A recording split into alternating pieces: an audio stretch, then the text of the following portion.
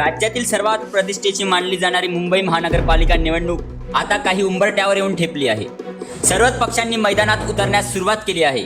वातावरण दिवसेंदिवस अधिकच तापत चाललंय। मात्र यंदा या रणधुमाळीत सर्वात मोठा राजकीय भूकंप घडवला तो म्हणजे राज ठाकरे आणि उद्धव ठाकरे या दोन बंधूंच्या ऐक्याने। 5 जुलै रोजी हे दोघेही एकत्र रस्त्यावर उतरणार असून संयुक्त मोर्चा काढणार आहेत। एकेकाळी परस्पर विरोधी भूमिका घेणारे हे दोन बंधू पुन्हा एकत्र येणं हे केवळ एक दृश्य नाही तर राज्याच्या राजकारणात एक नवं समीकरण उभं करतंय। ही राजकीय झुंज केवळ मतांच्या गणितापुरती मर्यादित नसून मराठी अस्मिता, स्थानिक स्वराज्य संस्थेच्या प्रश्नापासून ते सत्तेच्या समीकरणापर्यंत अनेक स्तरांवर परिणाम घडवणारी आहे। दुसऱ्या बाजूला भाजपने या ठाकरे युतीला गांभीर्याचं घेतलं दिसतंय। मराठी विरुद्ध हिंदी अस्मितेचा वाद उभा राहू नये यासाठी ते अधिक सावधपणे खेळी करताय। आता खरा प्रश्न असा आहे की ठाकरे ठराविक ऐक्य मतदारांमध्ये कितपत प्रभाव पाडणार आणि ऐतिहासिक एकतेचा फायदा कुणाला होणार। मुंबईच्या मनोऱ्यासारखी उभी असलेली ही निवडणूक आता एका निर्णायक वळणावर येऊन ठेपली आहे। वर्षभरापूर्वी लोकसभा निवडणुकीत महायुतीने राज ठाकरे यांना सोबत घेतलं, पण केवळ शोभेच्या शेंड्यासारखं। लढण्यासाठी एकही जागा त्यांना देण्यात आली नाही आणि विधानसभेला साथ देऊ म्हटलं आणि तिथेही भाजपने राज ठाकरेंना फसवलं।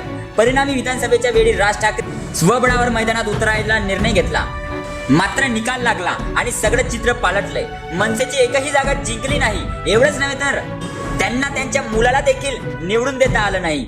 आताही भाजप पुन्हा राज ठाकरेंना असंच राजकीय हुलकावणी देत असल्याचं चित्र दिसतंय। पण राज ठाकरेंना लोकसभेचा अनुभव असल्याचं राज ठाकरे फडणवीसांच्या जाड्या टिपणा अडकतील असं वाटत नाही। खरं तर विधानसभेनंतर महायुतीच्या गोट्यात जोरदार इनकमिंग सुरू झाली आहे।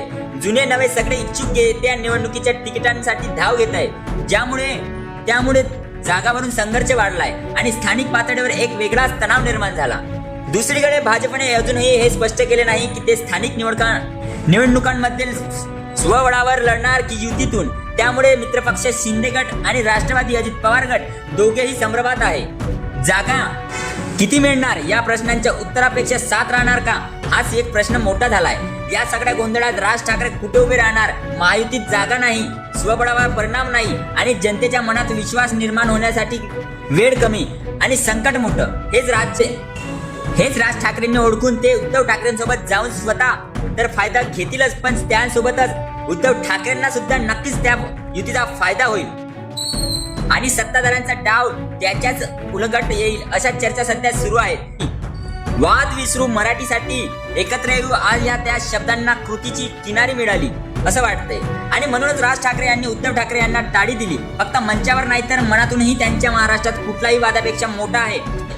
या वक्तव्याने राजकारणातील अनेक बंधार अचानक घडली। 5 जुलैला दोघेही एकत्र मोर्चा काढणार आहेत। हा फक्त एक मोर्चा नाही तर एक घोषणा आहे मराठी एकतेची, अस्मितेची।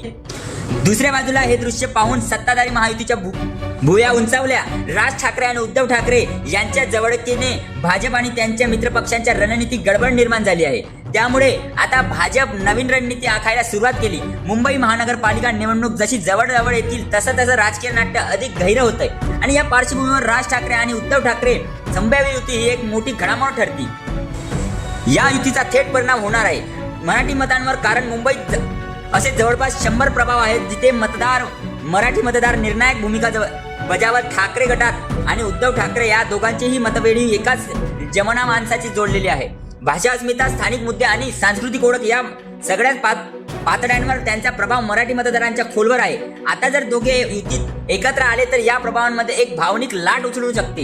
ही लाट केवळ प्रचारातच नाही तर मतदानात पेटीतही स्पष्टपणे उमटू शकेल। भाजप आणि महायुतीसाठी ही स्थिती अडचणीची ठरू शकेल। मुंबईत मराठी मतदारांवर विशेष लक्ष केंद्रित केलंय, पण ठाकरेंचा एकत्रित प्रभाव भावनांबरोबरच राजकीय आकड्यांमध्येही बदल घडवू शकतो। त्याचमुळे यंदा महानगरपालिका सामना केवळ विकासाच्या मुद्द्यावर नाही तर मराठी अस्मितेच्या नव्या जागृतीवरही केंद्रित होणार आहे। याचा सर्वात मोठा फटका बसू शकतो एकनाथ शिंदे त्यांच्या शिवसेनेला। त्यांचा आधारवर्ग म्हणजे पारंपरिक मराठी मतदार, पण आता तोच मतदार ठाकरे बंधूकडे वळवण्याची शक्यता जास्त आहे। दुसरीकडे भाजपला गणित पूर्णतः हिंदी भाषिक मतदारांवर आधारित आहे, पण हिंदी सक्तीचा विरोध झाला तर भाजपची अडचणी केवळ भावनिक नाही तर राजकीय दृष्ट्याही गंभीर होणार आहे।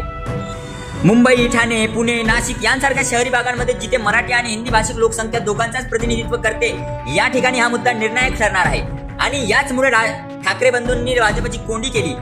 असं बोललं जात आहे. कारण फक्त विरोध करूनच नाही तर भावनांना हात घालून आणि मराठी मतांना पुन्हा आपल्याकडे खेचून आणण्याचा ठाकरे बंधूंना यश मिळू शकतं असं बोललं जात आहे. मनसेचा प्रभाव ठराविक भागांमध्ये मोठा आहे. प्रामुख्याने मुंबई, ठाणे, नाशिक यांसारख्या शहरी पट्ट्यांमध्ये त्या शिवसेनेच्या कार्यकर्त्यांची जाळ आहे आणि या संघटित निवडणुका यंत्रणा या भागात अजूनही मजबूत आहे. त्यामुळे मनसेची लोकप्रिय नेतृत्व आणि शिवसेनेचे मजबूत रूट नेटवर्क एकत्र आले तर एक नवा आणि ताकदवार राजकीय फॉर्म्युला तयार होतो. या युतीचा आणखी एक बलस्थान म्हणजे महाराष्ट्राच्या अस्मितेचा मुद्दा. तो मुद्दा पुन्हा एकदा केंद्रस्थानी आणण्याचा प्रयत्न आता सुरू झाला आहे. मराठी भाषा स्थानिकांकरिता आरक्षण, रोजगार, सांस्कृतिक अस्मिता या मुद्द्यांवर जनतेला भावनिकरित्या जोडण्याची ताकद या युतीकडे आहे. मनसेचा प्रभाव आणि शिवसेनेचे जाळ एकत्र आल्यावर महाराष्ट्राच्या राजकारणात नवा सूर उमटेल आणि हा सूर निवडणुकाच्या रिझल्टमध्ये स्पष्ट ऐकू येणार आहे. जर तुम्ही अजूनही YouTube चॅनलला सबस्क्राईब केलं नसेल तर ते लगेच सबस्क्राईब करा.